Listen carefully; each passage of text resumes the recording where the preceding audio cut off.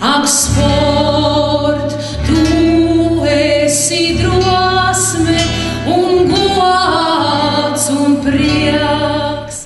Tādēļ mēs izlēmām, ka mūsu jubilejas svinībās vislabākais varētu būt dāvināt visai Latvijas olimpiskajai ģimenei, tas ir jums, dāvināt Latvijas cilvēkiem, Latvijas iedzīvotājiem televīzijas vēsturisku dokumentālu filmu Olimpiskās balsis un atbalsis.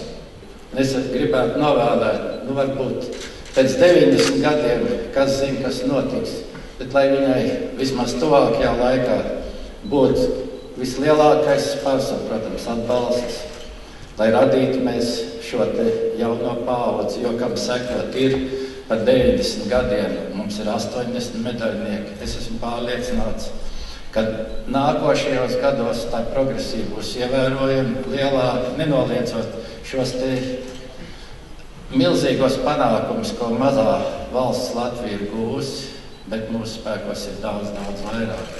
Tāpēc, lai jaunatnē veicās un Olimpiskā komiteja atrod tos pareizos ceļus, kā viņiem dot šo te impulsu, iet uz priekšu, tas būs mūsu visu nākotnes labā. Paldies!